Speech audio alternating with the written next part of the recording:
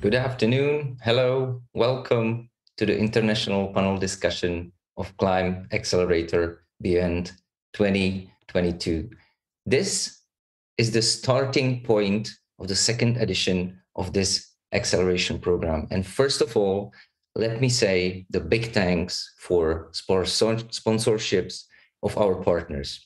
It is EIT Climatekick, Veolia, Heineken, Nestle, and Microsoft for making these events and acceleration programs possible to create an environment for supporting people, in this case from 5 European countries, to improve and build their ideas to functional solutions for the future of our society, cities, regions, and planet itself. I'm very proud to be a host for this part. My name is Andrzej, and I'm certain that you will find questions and, of course, answers of our panel discussion interesting, and maybe you will get some answers, inspiration, or interesting questions to think about. And now I would like to introduce our speakers, but before I do that, I would like to invite our team leader and project leader, Magda from Impact Hub Prague, to tell us what is it about the Climate Accelerator Beyond 2020. So Magda, the floor is yours. Hello, good afternoon to everyone. My name is Magda, and I am the consortium lead of Climate Accelerator Beyond 2022 program. I would like to introduce you our main sponsor, Climatekick, that is co-funded by European Union.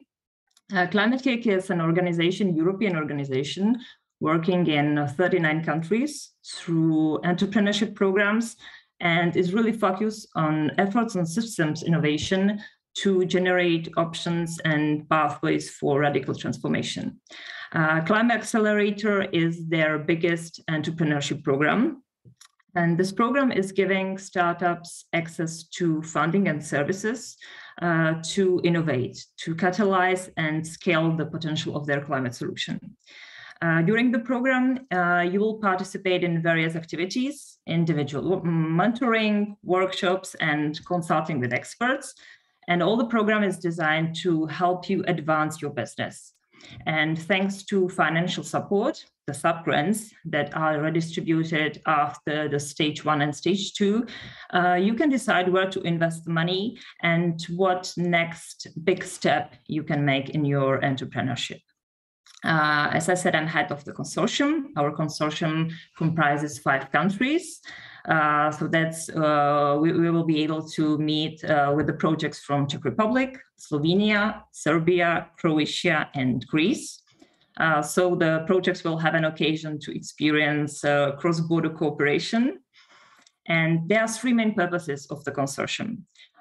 Connect through various network sessions, bring change makers from 5 countries together, then inspire through stories of change and change makers and action, to share opportunities to get involved with the fight against climate change in your specific way.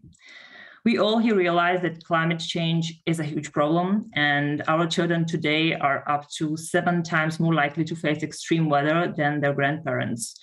We know the growing global population and industrialization mean that there is more demand for energy now than ever before. But the good news is we have to stay positive. The good news is that demand for new ideas and technologies to combat climate change is also growing.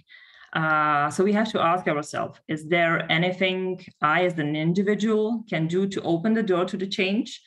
And seeing so many new projects coming in 2022, it shows that many of you asked yourself this question.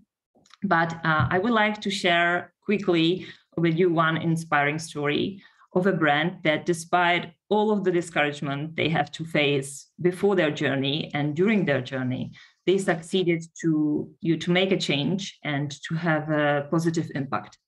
I really like the brand Veja. It's a French brand. The name is Portuguese. Veja means look, and it's a really inspiring story.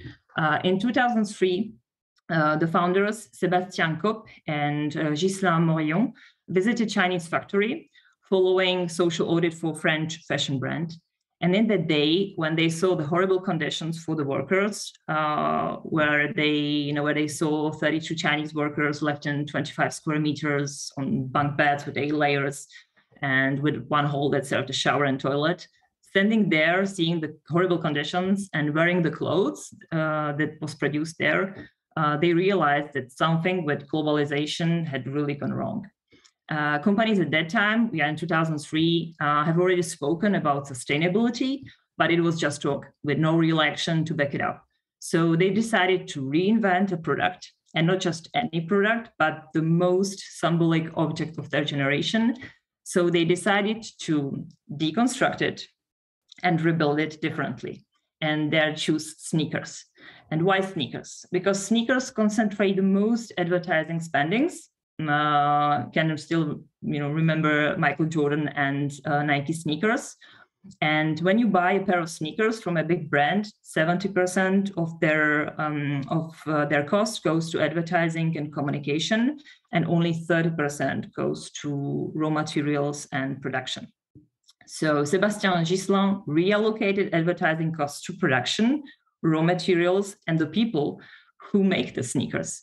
And everyone discouraged them in Paris. They said, this is a crazy idea, it will never work. It's sneakers business. They even had an interview with Nike. They told them that their idea is completely crazy and not competable. But they were very courageous. They flew to Brazil when they could find all needed raw materials. And the purpose of the trip was to break down the sneaker, start over from the raw material, and all the way to the finished product, and try to change each production stage to have a positive impact on the environment and society. So in their first contract, when they bought the organic cotton, they paid twice the market global price, and the producers found them crazy. They call them, crazy French guys. But they continued. They found the factory there, factory that respects the social rights, protects their employees. So they came back to Paris with the pairs of sneakers, and they had to decide about their logistics. So even in this step, they decided to make a change. They found the social reintegration organization, and in 2005, the first Parisian store ordered their sneakers. And then stores from all over the world started to call and buy their sneakers. So the adventure became the business. And they keep improving step by step. They do not claim that they want to change the world. And instead of trying to convince everyone, they just started with themselves. In 2020, their annual sales was $120 million. Their sneakers are sold all over the world. They are very well known, and I think it's not bad for the company that started out with 14,000 self-funding and 15,000 bank loan and one sneaker silhouette. So I told you this story because I truly believe that entrepreneurs can make an impact on environment by bringing ideas into practice, introducing innovation, fulfilling customer demand, creating demand for sustainability, and changing habits and cultures. And if entrepreneurs cannot do this, there are very few others who can. And startups, as you, are best positioned to innovate because you are smaller, have an open culture, unlike governments and large corporations, which require time to approve new initiatives. So welcome to 2022 Climate Accelerator Beyond program, and we are looking forward to accompanying your successful stories. Thank you, Magda, very much for this inspirational story. I'm gonna go to buy some sneakers right after the panel discussion. So, and now we need to introduce also our speakers, which this panel discussion is about. So first of all, there is Alexandra Lazovic-Loningen from Serbia. She's representing the Eat Me app mobile application. And she is a co-founder, the CVO which is Chief of Visionary. I read that first time. I never read that before. Then the other speaker is Erika Duchanova from Czechia. She is a project manager for the project Heidel Coffee. Then we got the Christos Stefanatos from Greece, who is the product manager of EV Loder. And the last one, but not least, Tomáš Kren from Slovenia, who is the founder of Reusable Technologies. If you want to know something more detailed information about them, just read the information below the stream on the YouTube. There should be info about our speakers. And of course, there are links for their websites or LinkedIn's and so on, so you can find more info about them. But this panel discussion is the most importantly about discussing the prepared topics. And we got really limited time for this. So I need to ask our participants to be brief, on point, and precise to give the audience the most of it. Okay? So we prepared, I will tell you now how it will work, the whole thing. We prepared some general questions for all the speakers. That will be the first part. Then we got specific questions for every single one of the projects. And also you, dear spectators, you can ask questions as well. And it will be via Slido application. You can use the QR code, which is in a corner on your screen, on the right down corner of the screen, or you can use the website slide.do and use the name or the code #ClimeAccelerator, and you will get to the screen where you can put your questions, and I will see that on my tablet or a phone, and I will ask the question to our speakers. I would like also thank, before we start, to my colleagues for coordination this whole thing and for preparation, all the questions and all the teams. And I hope that every of you spectators will enjoy this panel discussion. So let's get to it. I get the first general questions for all of our speakers. I will read the question and then I will give the word to one after each other to make it, in order. So the first general question is, where do innovators themselves look for information about innovations, inspiration, contacts, and motivation? And first, we'll be speaking, for example, Alexandra, because I named her first.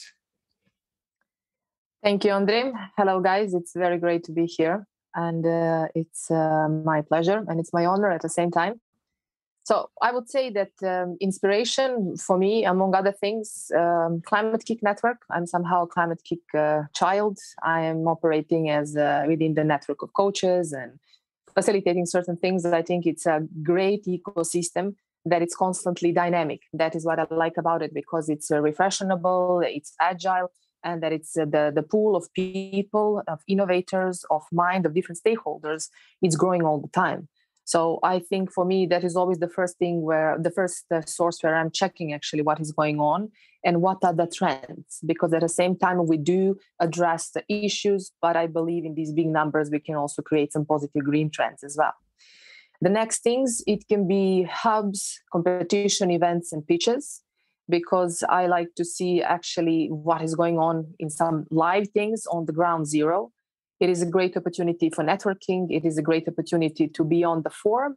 You actually get in contact with the real thing and to exchange the opinions and exchange the angles.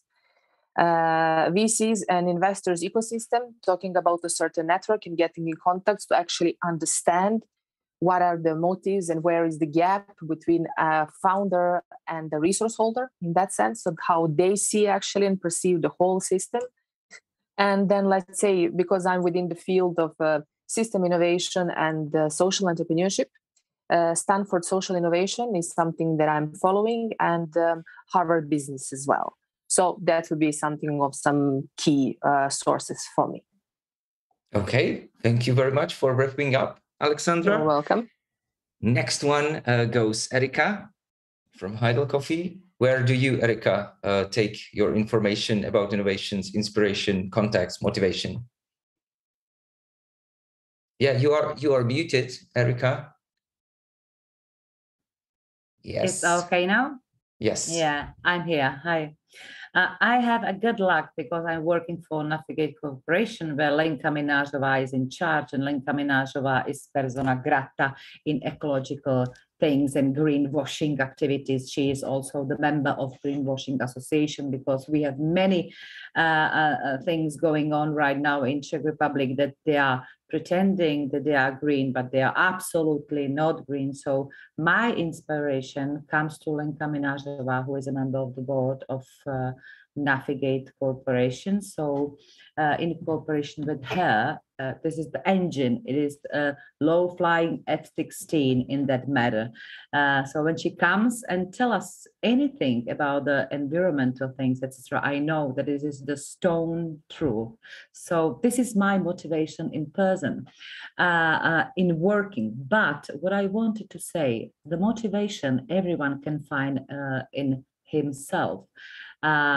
17 years ago, when I tried to improve the area where I live, I start to plant the trees in general public, even when it is not sponsored by the many big companies, because it's the beginning of the just having the wide eyes open. And if you want to change something, you see that something must be improved, you can just do it. Okay, Erika, thank you very much. You're welcome. Alrighty, so next one will be Tomasz. Tomasz, tell us, where do you get your information and motivation for your project? So typically is the most important that you connect your work with your passion, of course. If you do what you love and know how to make a business out of it, you are already halfway there. In reusable technologies, for example, our passion is to strive for a better world, cleaner earth, and to inform society about the e-waste problem. I would like to share a quote with you. People do not innovate anything, they just discover new things. So okay. This is my part, yes. This is your part. And can you tell us, how do you get, for example, important contacts for your business or for progressing and so on? I mean, we are participating in almost every incubator in Slovenia. Especially, we get a good contacts from a clean accelerator last year's, let me say, competition.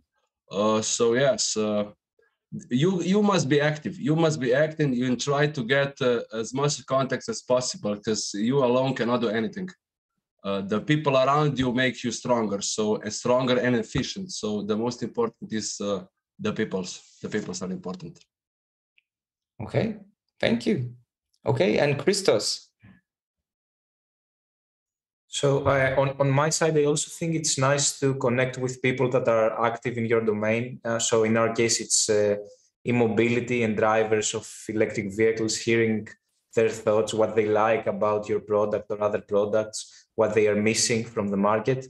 I think always the user is the best resource for innovation related to your product. And then in terms of broader innovation, I also like following key accounts on LinkedIn. I think LinkedIn is one of the best sources of ideas and articles. So that's the two things I do to stay up to date. Okay, thank you. Great. So to wrap the first question, so you need to be active. You need to find good people around you. You need to, make your work your passion, and look around yourself and find good groups, for example, on LinkedIn, Facebook, or in your impact hubs in your country. Alrighty, so next general question for all of our speakers is, can you assess the impact of your specific solution on climate change mitigation in your country? So we will go backwards. So Christos, you're going to go first. So in our case, being part of the Climate Accelerator last year helped us a lot to be able to assess this impact. And I believe it depends on the nature of the business. In some cases, it's more easy to calculate it. In other cases, it's more indirect. But in our case, with the help of the mentors of Climate Accelerator, we were able to see how much CO2 emissions are saved when somebody switches from an EV, from a normal fossil fuel car to an EV, and also when we make sure that the charging sessions that actually take place are powered with renewable energy. So we had two sources where we impacted positively on climate change and reduced CO2 emissions. I think participants in the accelerator will find great resources and great help, and it should make it easy for them to do so. Okay, thank you. Tomasz. Oh, there are really many factors that contribute to global climate change. But since we are focused on electronic waste, I can tell that waste, without any doubt, is going to be a huge problem in the future. And one simple solution that we found in our company is that the things we discard on daily basis can be reused. So that is exactly what the generations of our grandfathers were doing. Because they were facing the lack of material. They use all materials for different purposes, but today, when everything is accessible, we just go to the market and buy new things and discard the old things. In the future, we will need to go back in the time, let me say like this, and return to reusing things, I believe. But what depends exactly specifically about us, the cell types we recycle 8650 is the most commonly used battery cell in a wide range of devices. So just for example, one battery pack of Tesla electric vehicle contains more than 7,000 such types of battery cells. Just imagine when they end on the landfills, how is the procedure with this. But just to mention, with just one recycled battery cell, we reduce emissions by 6.3 kilograms, which will occur by production of the new battery cell. Till today, we managed to recycle more than 38,000 of battery cells, which means that we save more than 240,000 kilograms of CO2 emissions. But we are striving to do more. We are striving to do every day to do more. Okay, that was very precise with the numbers. Thank you very much, Thomas. Okay, Erika, can you tell us the assess of the impact of your solution from Project Heidel Coffee? You are muted again. I will tell you, no bother. It's okay. I will tell you all the time. Okay. Yeah. So I don't know if you know, but we work with spent coffee ground. So we collect spent coffee ground and we, through the cascade recycling, produce soap, oil, and master batches for plastic production. So at the end, it's a zero waste from this cascade recycling. We have a plan to collect 17 tons per year. And we calculated through LCA that with collecting 1 ton of spent coffee ground and producing all the things in cascade, we spare 2,000 kilos of CO2 equivalent per each ton. So this is our mathematically impact on environment. Okay, thank you very much. And Alexandra? Yes, thanks. I am representing a mobile application, Eat Me App, that is sending notification about the food expiration dates. So the idea behind that is actually to trigger and nudge all of us so we can, for the start, understand that we do have a problem.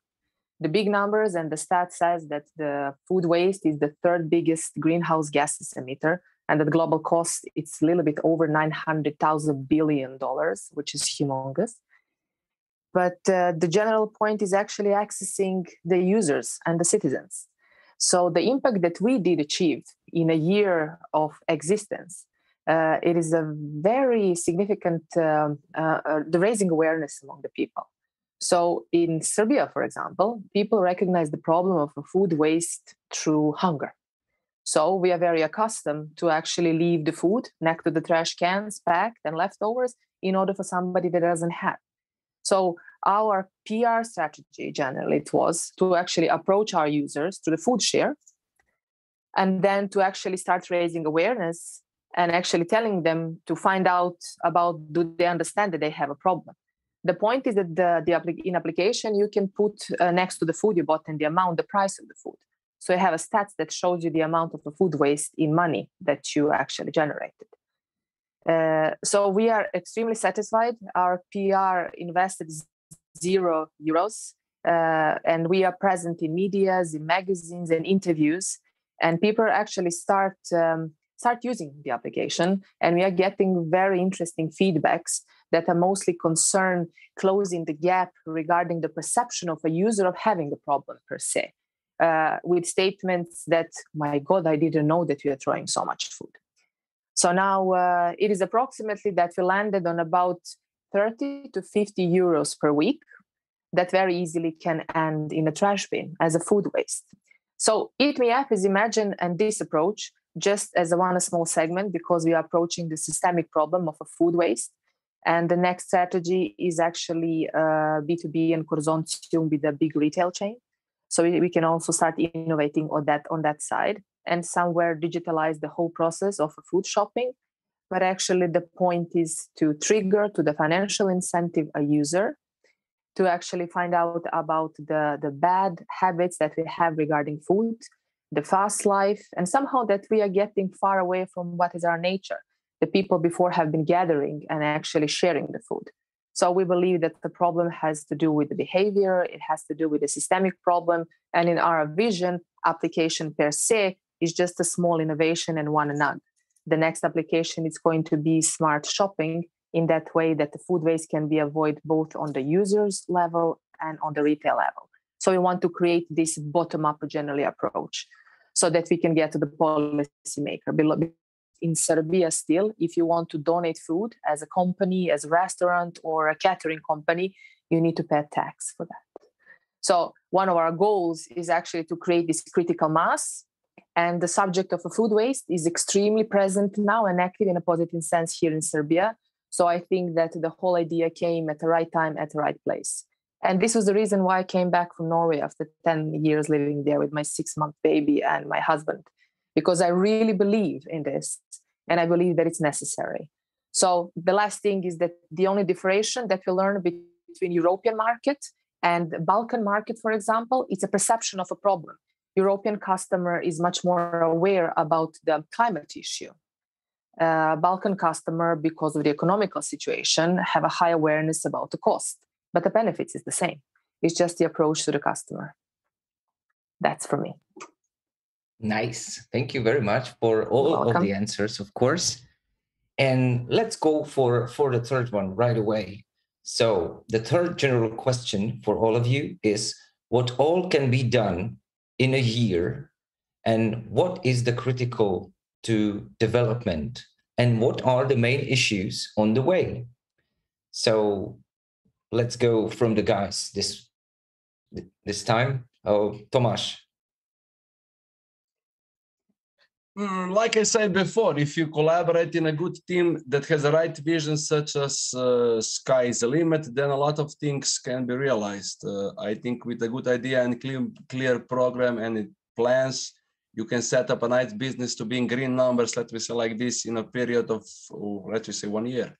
And just for the end, I would like to mention that without 2 other co-founders and friends, reusable technologies probably today will not exist. So really the strong team and the efficiency of working and the passion for work is the most important. And you can achieve a lot in 1 year, yes. Yeah, and what issues you need to overcome if you do this progress in 1 year? Issues, many issues. For the start, how to present the distributors and the let me say resellers the potential of the, how to say, the quality of products which we make from the waste. This is the a very big step to break with distributors because they are used to just buy new. They are buying the how to say the products new and resell them. They're buying from China and resell them in Europe. But we are doing opposite. We are manufacturing in Europe and try to sell the reused e-waste into the new products to the market. So the biggest challenge, we still have this challenge we have to obstacle to push the boundaries of the mind of the some people and so on to get that if we do not act today, tomorrow will be too late. Okay, and how do you do that exactly? Like you are borrowing them the stuff, or you just show them on some on some meeting? Yeah, on the representations, we took all the products with ourselves and represent them, and even gave them for some month or 2 months to use them before they decide if they will buy it or not. So yes, we believe in our products. We know that we have good products, and the people are more and more know that this is the problem, and that with the e-waste and with our products, they are really can how to say that they can let me say change for the new products. Our products can be used like a new product. Let's say like this. Mm-hmm. And can you tell me percentage of your success in convincing the distributors about your product? It's 50-50 or? Let me say like this: we open company in December 2021. At end of December 2021, we sell more than 600 products. So I think will be enough. Yeah, that's quite a good percentage. Thank you very much. Okay, Christos, let's go about your progress in a year. What were the critical pinpoints and main issues for EV Loder? Yes, so the Accelerator program helped us a lot to identify our key target customers. The good thing was that when we entered the program, we had already a working software. It wasn't perfect, but it was good enough to sell. So we really focused on hotels here in Greece that wanted to welcome drivers of electric vehicles and enable them to charge their vehicle. Either they were just passing by the hotel, they stopped, they drank a coffee and then they left, or they saw that this hotel has a charging station, so they specifically booked that hotel for their overnight stay. So because we came into the market right as soon as the market started picking up, we came into the market as soon as the subsidies for EVs kicked in. So it was the first time when Greek citizens could purchase an EV with a state discount on it.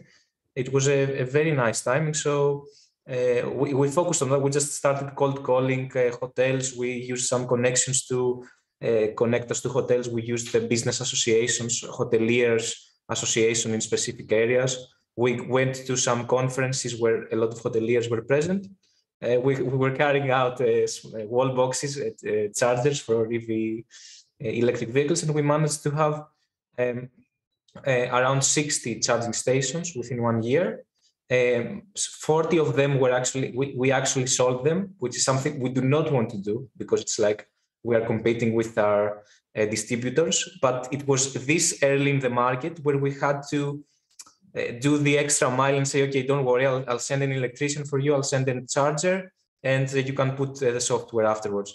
But now we're just trying to transition away from getting into the installation and only coming in with the software.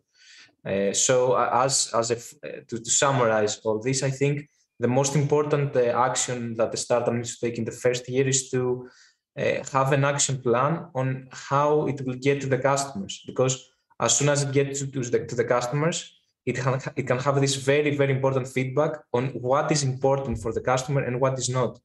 And it's great to have that early on, even if it means we had mistakes, we had errors, we had some minor crashes of the app at some cases. But every time we're able to call the client, save it, and also get feedback on how to improve the next time. Okay, thank you. Yeah, making failures, that's the power of startups, I guess. It's a gas, because it motivates you to be better, to get better. And yeah, if you connect it with asking the feedback of your customer, then you got all the answers you need to improve. So that's really good approach to be better and progress real quick in 1 year. Thank you, Christos. And Erika, what you have done in 1 year, what were the critical development pinpoints and the main issues you need to overcome along the way? So, as I said before, our plan is to collect some 17,000 tons of spent coffee ground. Within these 3 months after the Climate Accelerator, we already collect some 600 kilos. So we are in the beginning, and the biggest challenge for us to make continuously the growing up the collection of spent coffee ground from our partners. This is one issue that is very important. Also, in pre-final stage in Climate Accelerator, we did our business plan. So we need to check if our business plan is in correlation with reality. So we continuously also check these numbers and plans if they match with what we write on the paper. And also, it's very important for us to make our partners understand that they are part of the solution. We are not the company who is collecting spent coffee grounds and selling the products. We offer closing the loop solution. So we take from you your spent coffee ground and give you back the products. We don't want to sell what we produce. We want to sell it to you because you work with your waste. So closing the loop solution for the partners. And this is very important, the understanding from the partner. So we need to always explain how it works, etc. So this is challenging because we have already 2 partners. We are looking for the 3rd partner. And another challenge is to continuously grow up the collecting of spent coffee grounds through the months. We cannot jump to 1 ton. We need to go continuously to the bigger number. So this is okay. And where are from your partners? Those are just roasteries from Czech Republic or all around the world, or how this works?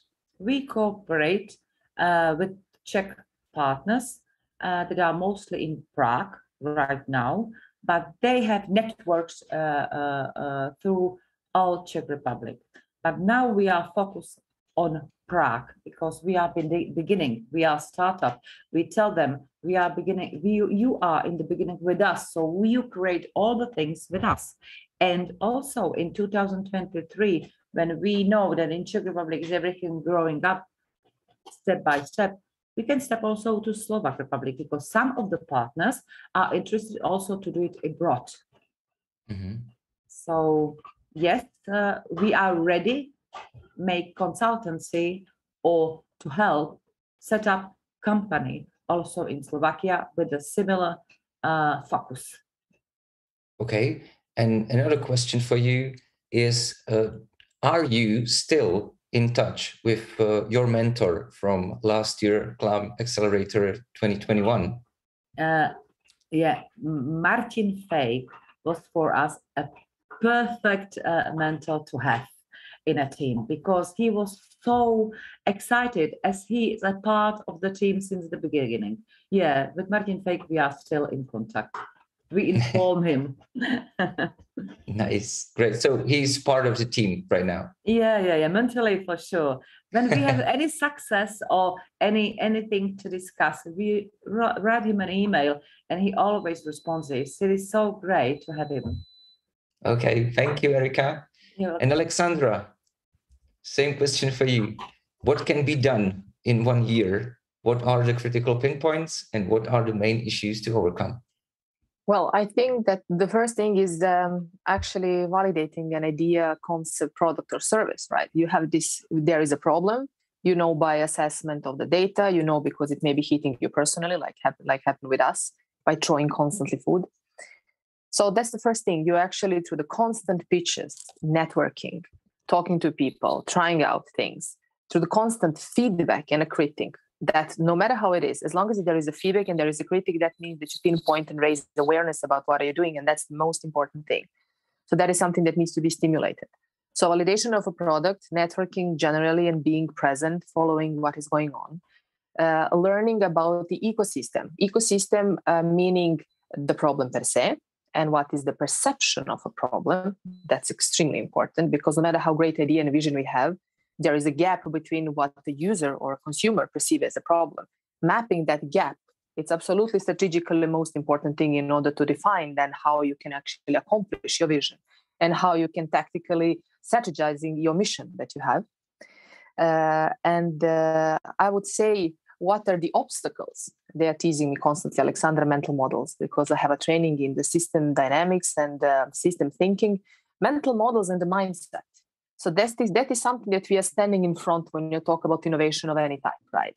There is some business as usual, and then there you stand with your team that actually needs to kind of crack that open and start transferring that message to investors, to VCs, to policymakers, to the users. So there, when I say mindset, and keep in mind the culture, the policies, willingness to change. Some cultures are much more open to accept, and some cultures are not. Access to information, the transparency that exists, politics, but above everything, no matter how many obstacles you have. I know by fact now, and this is how I went into this. I was preparing a long time. This was my dream. But when you know that there is a problem and you're constantly working on shaping your solution by actually learning about the ecosystem and the environment, the ecosystem, when you talk about the nature of the startup ecosystem, in Serbia, it's very young. While we are creating our product and a solution, at the same time, you have the whole ecosystem creating, all the stakeholders actually creating and understanding the game that is beyond just your product, but generally the whole thing. So you need to kind of be in all of it all the time. But when you have a passion and when you believe in it, you are just learning and tailor making how to talk and transfer your message and your asks that you have. And that is absolutely the most valuable takeaway, that it's not segmented, but kind of holistic takeaway out of everything. And for me, entrepreneurship, it's a self-work all the time, because you need to be agile, you need to be persistent, you need to be brave, you need to make so many leap of faith. And a no does not mean no, you can't. It means maybe you cannot this way. And that's very important to remember, because it's a problem-solving thinking and the mindset. And it's not about you. In that sense, it is about your idea and the benefit for everybody, whatever that it is. But you have this responsibility. If you came up with something, let's find a way how you can transfer the message. And I'm comparing that with being a parent and being a mother. And every time when I have something in my mind, I'm scaling it. Can I say that simple to the 4-year-old in order to get, he cannot understand everything. But it's kind of making very lean to actually question the way how I think. So I think that actually checking the temperature, validating your ideas, and understanding that you're playing with the mindsets on different level, it's the most important takeaway. No does not mean no, you can't. It means maybe no, you cannot this way. All right, thank you. That's really nice to say this out loud. That Tomasz told us, don't be scared to make some mistakes, fail all the time. It's good for you because you can improve. Christos told us almost the same thing. And now you are telling us that no is not the answer, and like, it's not personal. It's just, yes. to other point of view on what you are saying. But if you change the point of view and the way how are you saying it, maybe then the answer can be yes real quick. So thank you very much to saying this out loud, because a lot of people, a lot of young people who are starting their entrepreneurships and startups, I think that most of the time they ended up like sad and they don't improve and progress because they took no as the global and general no way and you can do it, and they just gave up.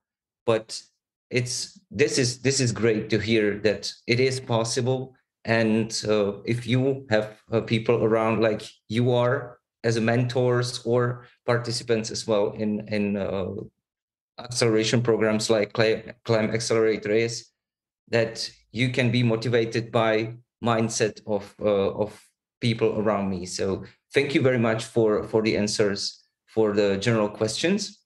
And now we will go for specific questions for every single one of our projects. And here you can talk more about your projects, about your progress, and of course, about answer on my question.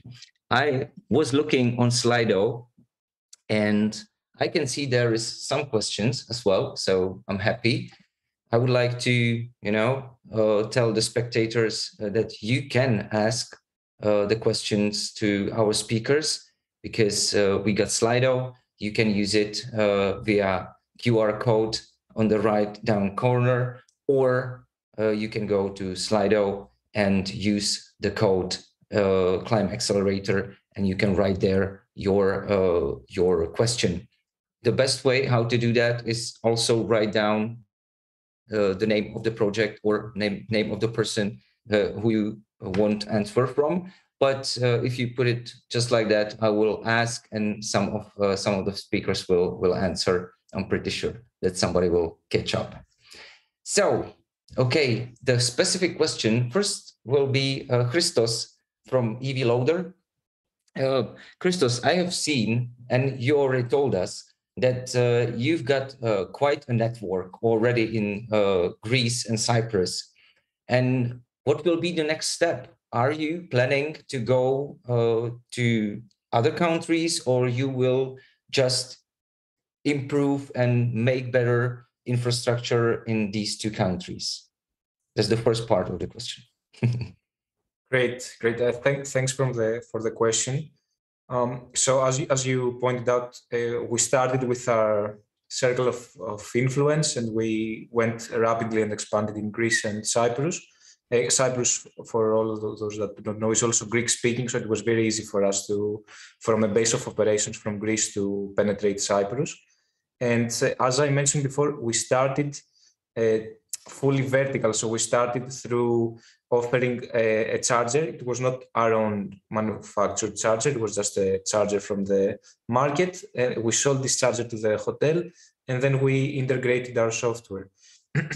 So moving forward, we want to move away from that model. So move away from supplying also the hardware and start working with either hardware manufacturers or installers of hardware in other countries in order to expand to new countries. So the model from now on is scaling more efficiently and working more with country partners. And that's what we did in Cyprus as well. So in Cyprus, we went with a country partner that is managing all the installation, procures his own hardware, and then we just come in and do the software. And similar thing, if anyone from the audience is listening, we're especially interested in Slovenia, Czech Republic, Serbia, for any potential partner there to find models that benefit both parties to expand. You just stole the other part of my question, because I wanted to ask if you will use the context from the consortium to scale up. So I need to figure some other question. And do you think that the governance and the point of view on the all electrifying of the infrastructure and the transportation is different in different countries. So do you think that, and of course, there will be some companies or startups who are doing it in the country as well. Do you think that you got the solution like strong and big enough to compete with them and to be like easy to use in other countries in their, governance and so on? Great question. And I see also the point, we need to be careful not to fragment the market too much, because if you have in Greece and Cyprus another app, in Bulgaria another app, and so on, the market is so super fragmented. So when you want to travel cross-border, you need to download too many different apps. So on the first front, I want to say that there will be convergence and there will be interoperability between apps. And on your second question, whether we have the technical capacity to expand beyond Greece, we definitely can supply the solution. It's very competitive to other countries. This does not mean that we need to be the one and only. What we expect in the market is to have dominant players that are region specific. So in every region, for example, Southeastern Europe have 3 dominant players, Germany, other dominant players. These players will have their strong users that mostly use their apps. And then when their users travel abroad, they will keep using the same app, but there will be interoperability between the German app and EV Loder, for example, in Greece. It will be similar to how telecommunications work. You have a number of strong players. Some of them are region specific, others are multinational. But when you travel abroad, you do not need to download 10 new apps. You use your same provider, go there, and the provider share a revenue, the one that has the infrastructure in the actual country and the other that provides the roaming service. Okay, so you want to include like part of the app to other providers' apps, if I understand it right, to make it easier for users to use it whenever I am and I got my electric car, so I can just put the charger and use the app, and that's it. Exactly. That's how the whole market is shaping up. So it goes both ways. Allowing access to the points that we directly control to other providers of software, and also being able to connect to other providers of software to show their locations to our users. So it goes both ways, and it helps interoperability and roaming around Europe without issues. Amazing. And do you plan to make your own charger? Is this part of the dream or not? Very, very easy answer. No, absolutely not. Okay. It's different business. Software and hardware is completely different business. Hardware is way more capital intensive, and it's not our expertise. And it's right now, you already have some players that are producing in large scale and with quite good quality. And you have like names like ABB, Wallbox. These are our partners right now. They are not. We do not want to compete with them in any case. Okay, fine. Thank you very much, Christos. Thank you. All right. Next question will be for Alexandra and for Eat Me Up. And I would like to ask, because again, I went to your website and I completely fell in love with your application, because the food waste is also my topic here in Czech Republic. I would like to, focus on it, because there is a lot of projects about food wasting in restaurants and so on, but nobody is focusing on homes, on regular people homes, So this is why I really, really liked it. And I would like to ask if you feel or see, actually, in Serbia, is it a game changer in the behavior of buyers in Serbia, or can it be the game changer for the whole Europe? The thing that we learn in this year as we existing is that tackling the food waste on a household level, in the user level, it's something that is definitely missing. That's the point. We are very unique regarding that. On so many levels, it has benefits. It can have a benefit because the retail supply chain with the new legislative and EU Green Deal, they actually need to know what is going on with their products and packaging when they leave their shelf, right? We can come in and actually deliver those information on the site. It has a multiple benefits. But the point is, this is a big systemic problem. So there is this metaphor, actually it's a comparison that says that the largest, and if it would be a country, to be India, that's the amount of the CO2. So our approach is actually more systemic approach with that respect. We have a chief vision officer because system thinking and circular business models is something that it's absolutely unavoidable. It's this perfect marriage of approach that you need to have next to your product. And I don't think that we can resolve food waste, household food waste, just with one application. It's a part of a solution that you're working on now. And it's concerning. And actually, the main target is raising awareness with the users about existing of such a big problem. And then through that practical use, educating them at the same time, because that is very important. So what is going on for now is that that awareness is raising. We are very organically collecting our users. We have been waiting a little bit longer to get our EOS also out. It was only Android since from yesterday. Excuse me. Are we there? So, yeah. So we are getting EOS out, and we have the increase in users. And now people start referring back. So now we are kind of making the small interactions with users every month because we are testing the lean food share platform as well. Because we want to close the circle.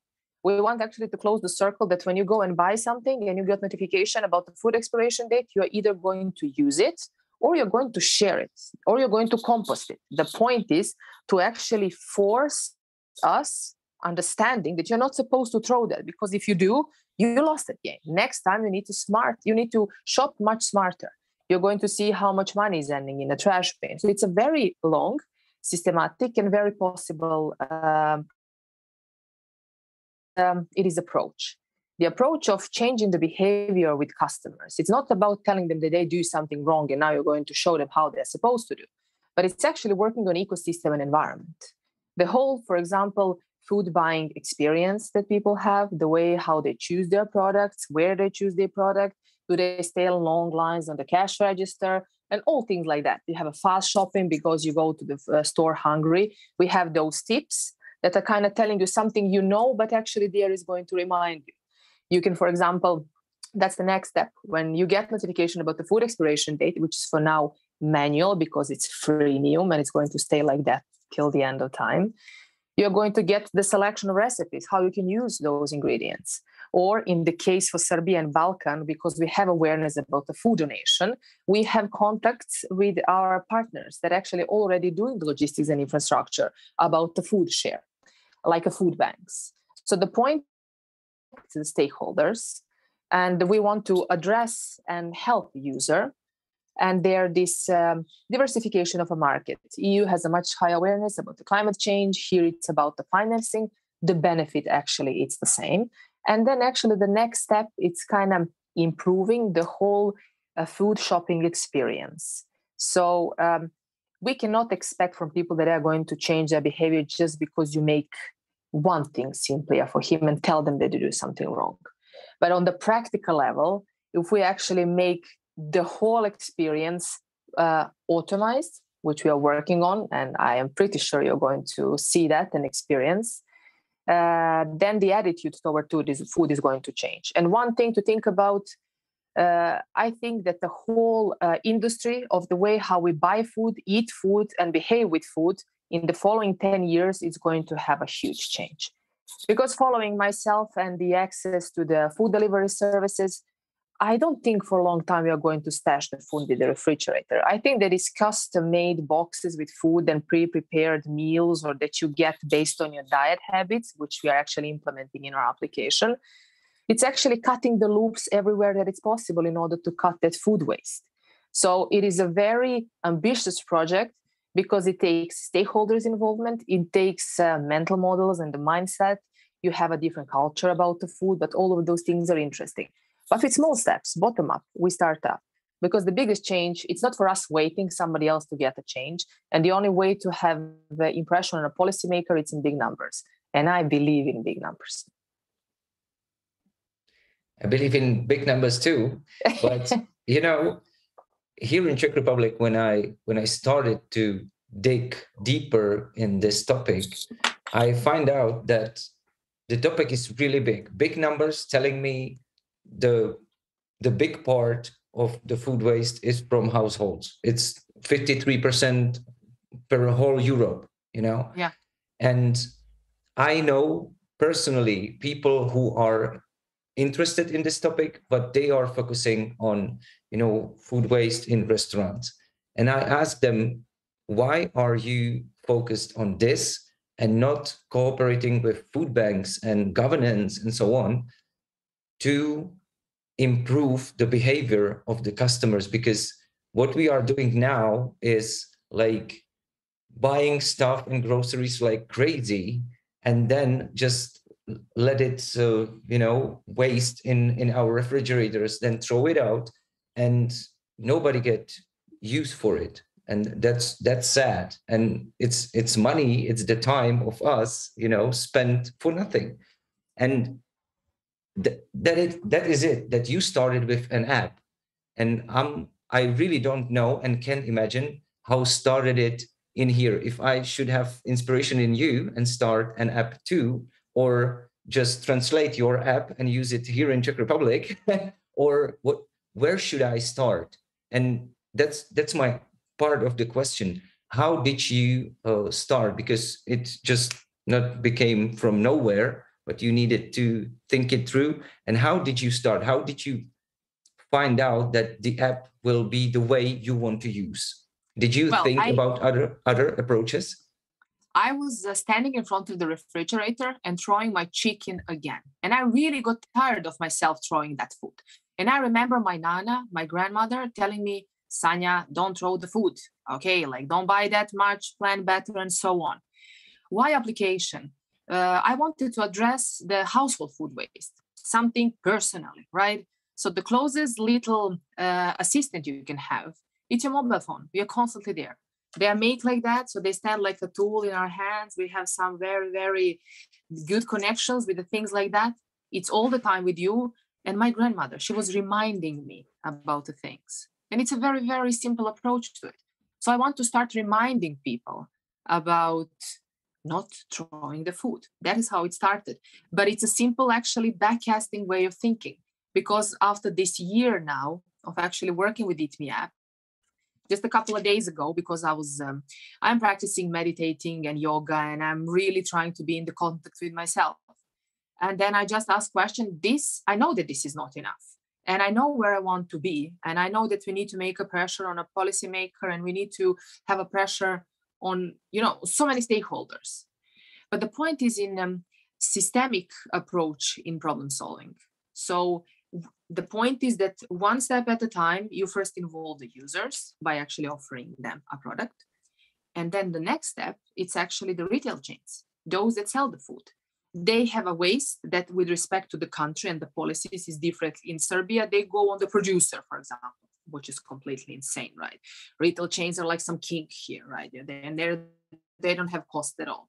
But they do, because now you have policies and you have acquisitions and you have foreign investments coming. So luckily and fortunately, some things they need to start paying attention on. So then getting on a solution on that level, you actually make a connection. And the idea is through the systemic thinking, we actually connect the user and the retailer and make a small functional marriage there by simplifying the experience of a food shopping for the start. So the task that my co-founder and me have is to simplify that process so we actually make impossible for people not to use it. I'm going to make an offer that you cannot resist. So that is exactly the point. And the smart thing there is that, you don't have final solutions. The things are changing very fast. So that application can be some middle time solution before some bigger trend is going to change, right? But then you think in steps. And that's why the whole thing is a journey. It's not a destination, But it starts with a small thing. I know that I throw and I'm taking care. Imagine those that don't take care at all. So it has its benefits. Here, it went good because people liked it that it's the two female co-founders. They like that, yes, you are right. And my God, what are the numbers? I didn't know that I'm throwing so much food. So this PR that we have, it's, you know, from your closest environment, you get money, resources, recommendations, but we got a great PR. And that's how we are actually, from the business point of view, we are using that momentum that we have. The next step is automatization of the entry of the due date, the amount, the price, and so on. We already have a retail B2B chain that is very interested. Our vertical for the start, it's organic and locally produced food because we want to implement those elements of the circular economy. And the whole idea is grounded in the principle of circular economy to design out waste. So it's about closing these loops all the time. So, but then one step at a time. Okay, thank you very much for the answers. And let's go for Tomasz and reusable technologies. So, Tomasz, when you went through the Climb Accelerator, what was the main changes you made to, you know, sell more or be better or to focus on other products, or what changes you have made to get the better numbers or better sales? I mean, after successful participation in Climatekick 2021, we managed to make our first sell in international market, for example. But of course, we get new connections, and most of all, we get a certificate that we are on the right path. Of course, I can confirm that this kind of accelerators are indeed accelerators, which can push you to some kind of next level. But at the end, you are battling the battle with yourself. If you manage to adapt, the result will be imminent. So today we have a partnership with all biggest e-waste sector players in Slovenia. We are cooperating with Leeds School of Business, University of Colorado, various ministries of Republic of Slovenia, famous companies like Pipistrel. We have representative office in Japan. We are in talks for technology selling with Philippines and so on, so on. And like speakers already mentioned before, the mentor is always a mentor. So in this opportunity, I would like to thank Martini Arts and the whole Transformation Lighthouse team for support and sometimes really harsh discussions, which we have, but they are needed for progress. Okay. And you had more mentors than just one assigned from Climb Accelerator, right? Yes, but in the circle of Climb Accelerator, I get more mentors, let me say like this. The more contacts, the more advices, and so on and so on. It's good to participate if you were, of course, chosen to participate in this kind of accelerators. We really support this idea of green accelerators around Europe. So yes, very, very useful things, yes. Okay. And do you have any new products or ideas you would like to share with us? How are you focusing the reusable technologies right now? I mean, currently we have 2 products on the market, and I think about 8 prototypes already made for the next phase, let me say like this. Yeah, I mean, when I start with all this story, let me say journey, let me say it's better word. I was participating in the humanitarian organization Duh Časa. I was a regional leader for let me say, we get the old computers from companies and we refurbish them and gave them to the children without computers in this Corona time. So when I get one day I think about 50 PC monitors, I made a shelf on the wall and the shelf collapsed and all the monitors were crashed. And then what I will make? So I call the let me say boss of Duh Časa, and he said throw it away. But I remember my grandmother. He said never throw away immediately. Think about it. So I think, and then we make a relight. Relight is still in prototype phase. Is is a LED light made from scrapped, let me say, demolished LCD LED PC monitors. And that's how my mind swift change around. So then I just walk into the e-waste landfill and I see the whole potential where we can make a new product. So yes, I mean, with the team, we are really focusing on the research and development of new products, and of course, so in the selling, because the sell and the green numbers are the most important to stay alive.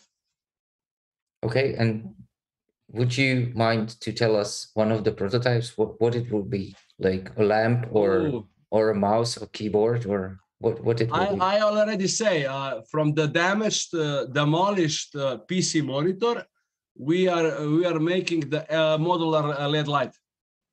Okay. So yes, it can be like ambilight. It can be a light for workplaces. So yes, it's a lot of things.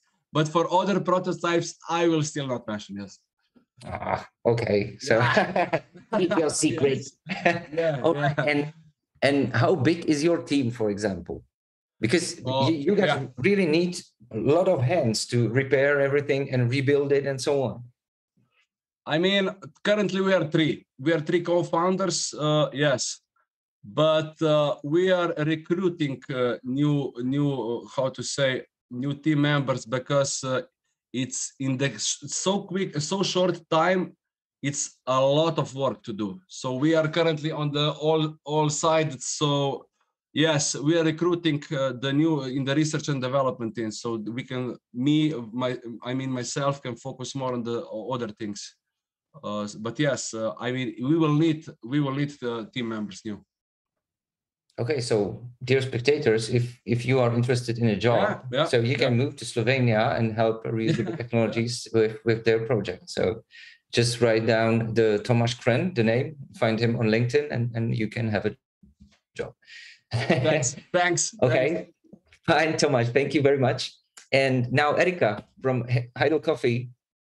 Erika, I know your project. I know other people from Heidel Coffee and from Navigate Corporation, and I read, but I would like you to say it. I read that you had a huge success. Yeah, that is true. Actually, we were in cosmetics exhibition in Paris last week, and we were awarded by the golden medal. Golden medals for Heidel PHV, that is produced out from used oil from the kitchen, and we use it for cosmetics also, and we have quite interesting creams and many cosmetics ingredients is also done out of it. And we were awarded, and we didn't expect it. We maybe thought it can be bronze, maybe we can give some prize, but not golden medal. So we beat all the big companies taking part, and I think that all the team were very happy, and it gave us a big motivation that we are on a good track. Also with Spent Coffee Ground, we also present in Paris products from Spent Coffee Ground, but Heidel Coffee but Heidel PH we have in contest, and we win it. So this is it. And who were the big competitors? I want the names. You know, we need to hear that small company beat the big ones. You know, we need that. I didn't look for the big names who was second and third. Okay. We were just on the wave that we are winner, and I didn't look after me right now. Yeah. But I will analyze afterwards, because since the morning till the evening we are between laboratories and collecting grounds and drying it and looking for partners. So we have not even the event that we make a champagne and drink to each other and make a party. It will come, but this is not the right time right now. Okay. And okay, so it's not the right time. So what are your plans in the nearest future? I need to say that Tomasz was right when he said that you need good people around you, as everybody confirm it, not just within the company. We have fantastic team, mixed of young people, mature people, etc. But you need also good partners to make the dream come through. And in our business, you need to have big companies to cooperate, premium brands, etc. So with all respect with the partners we have up till now, I need to say that for the biggest success within 3 months after we finished Climate Accelerator, we really appreciate interest from Coca-Cola side. Coca-Cola company in Czech Republic, and I think it can bring us also to abroad. Right now, we analyze today. They spent coffee ground to laboratories to analyze it because we need to be 100% sure that they are not pesticides, herbicides, things like that. That the spent coffee ground is ready to be used in the area we act. So if, and I'm sure, 100% sure that it will be okay, we will cooperate on our business also with Coca-Cola next to Ambiente, Komerční banka, McDonald's, etc. So I'm very happy that the big companies are really opened to do it with us. And this I find as a great success up till now. And what is it in the front of us? We have not a team of 15 people. Yeah, we are just 3 people in the headquarters doing all the job we need to do. So right now on Tuesday, actually, we sat for a while and start to think about our website. We need our own website. We cannot be under Navigate Corporation. We have already our company from January 2020. So now we need to have our small website where we will talk directly about what is our business, what we are looking for, what it can cost, what are the outcomes, etc., etc. So very simple website for our partners. Maybe small application, how much spent coffee grounds we get, what we brought you, etc. So this must be done according my opinion. So I hope soon it will be ready. Okay, fine. So let's go through some questions. There is just one, okay, to be honest, from our spectators. And it is also for Erika here. Vitek is asking, how many suppliers do you have in Czech Republic? And how do you organize logistics to collect the coffee grounds and reminiscence? So we have up till now Ambiente, Komerční banka, partly McDonald's. I think Vitek is asking about the suppliers of the coffee grounds. Not the partners, but the suppliers are these big companies. Yes. Okay, they want to make a closing the loop solution. So we have 3, definitely 3, and we want not more than 7.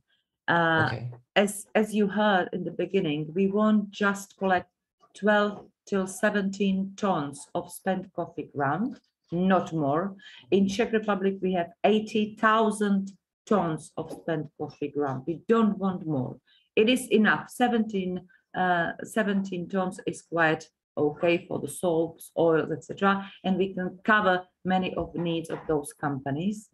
And we, in Prague, we collected through the, by our people, we collected the transport between drying and laboratories, etc.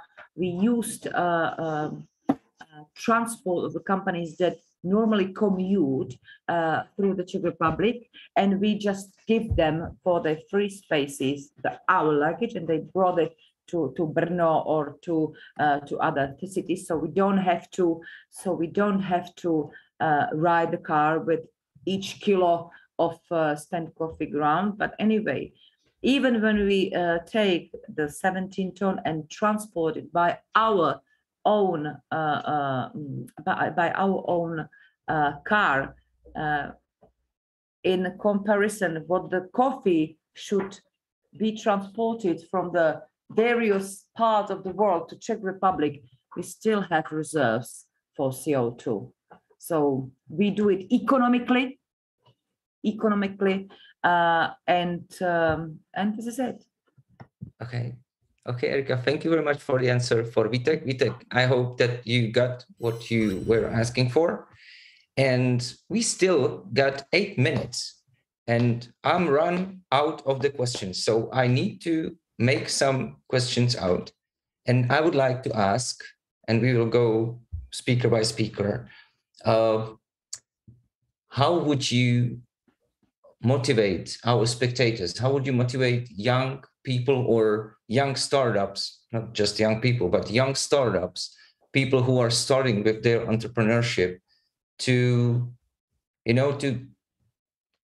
get to the point where you are now real quick, and what should be their mindset, how to change their mindset if they are, for example, scared like I am as an entrepreneur, how to change it in few steps and be better person, better entrepreneur, and make the world a better place.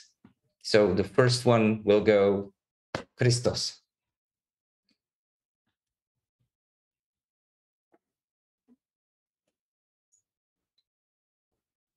So regarding, was the question about where do we get the inspiration, or where do we inspire to be in the end? How would you inspire to someone to get where you are now? It's not that we are like that far. To be honest, speaking for myself, not for the rest of the companies, we are still in the early stages. No, in no way we are like successful yet. We're just set up a business that's commercial and selling, but that's about it. We have a long way to go. But I think it's we feel fulfilled. So I think the inspiration for anyone that wants to try something of his own is to be able to feel more fulfilled that he would potentially feel working on another project that it's not directly his own or does not directly reflect their passion. So doing something of your own is a nice opportunity to be able to combine these things, without saying that working a normal job cannot make this happen. I believe it's more difficult to make it there, to channel all your effort and make sure that your work in a vertical organization as an employee fully reflects your passion. It can happen, but it's more difficult. But when you do your own thing, you can make sure that you channel your energy towards where you want to be. And if it happens, and if it's possible and successful, you can do it, but you can also fail in the process. Okay, and would you go for Climate Accelerator 2022 again if you would have this opportunity? Absolutely. It was really helpful for us, and I want also to shout out, if they are hearing us, the team at Impact Hub Athens.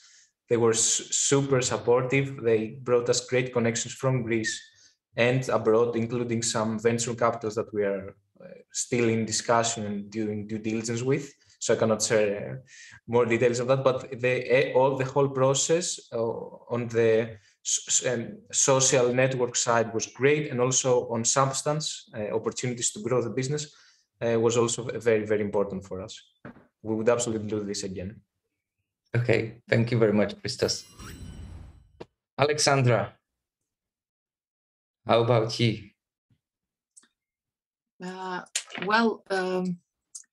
I think that first of all, people being here, that means that halfway the idea is validated. It's very important for the confidence, right? So you never forget that thing. So somebody recognized the value. That's the most important thing. We, with the Impact Hub Belgrade, it's a family. So it was not just an accelerator, not just a hub, it's family and friend environment. And that is something where I don't see this ending. It can have different shapes, but somehow every step of that type actually it can take you back only if you want to, right? Agility is very important. You are not supposed to fall in love with the idea because it's yours. You're supposed to fall in love with the idea because it's idea, and that thing will grow, and you need to let it grow, right? You need to nurture it. You need to be ready to listen. You need to expose yourself, and you need to ask for the critic. You need to ask for the feedback. You need to take them for their hand and say, you need to tell me why. Okay, you like it? Super. Why you like it? Okay, it's something that you already know. But you want them to tell you why they don't like it or what they would do differently. So asking questions, it's a very important thing. So I think this confidence and belief in what you do when something is right, it's extremely important. People that are here, like this kind of brothers and sisters, it's risk takers, right? Safe does not exist. Optimal is sustainable. Can be there, and that's a very important mental model to understand. You don't go for success, you go for optimally sustainable dynamics that are going to maintain over a period of time, and then you're going to have a lot of these things, variables on the side, but you have the focus of understanding, if not this way, then how. And that's how, right? You go to the pad, you're going to have nights like, what am I doing with this thing, right? When you get there, that means that you're an entrepreneur. And that's a good thing, right? Because you start to experience all of these things you have been reading and listening and so on, but it's worth, and that is the most important thing. So every business as usual, every comfort zone should be either recreated to be not comfortable. Then it's a new comfort zone. You just change the content a little bit. But we are living in a world where now we have a luxury of being entrepreneurs. And I think that's a very important thing to remember, and always tap on the shoulder your comrades around you when they maybe go down, that actually we have a luxury today to have access to the resources, to have access to know-how, to have internet to be connected, and there is so many problems to be resolved. So if you already saw something that is there is a problem, right? So based on how skilled you are, how capable you are, stamina that you have, how agile you are, things will work. But that's something you don't get. That's something you train every day, like in a gym. And that's it. And it's a very, it's nothing spectacular, but that's the point. You just need to sweat it out all the time. And then you get comfortable with it. Thank you. That's awesome. Erika, tell us your part about the motivation, about other projects. I would like to say just one sentence to young people: never give up. Tomasz Bacia bankrupted 3 times before he made his imperium. So never give up. Do what you like, how you like, and fight for it. Thank you, Erika. That is strong. Thank you very much. And Tomasz, what is your message? I will be dramatic like Mrs. Erika was before me. There are no problems, there are challenges. When you fail, you learn. When you learn, you know. And when you know, you succeed. This is from my part. Awesome. And with those words, we will end our international panel discussion of Climate Accelerator 2022. I would like to say big thanks for our speakers, for their time, for their ideas, for their words, because they were strong, they were important, and I'm inspired. I got goosebumps right now. So thank you very much. You were awesome. I love you, and do the good work and never stop. Thank you very much. And you spectators, have a great afternoon. Hopefully we will see each other in Climate Accelerator 2022, and I can wait to meet you there. And hopefully you will meet also our speakers in near future. Have a great day. Bye-bye. And thank you very much for your attention.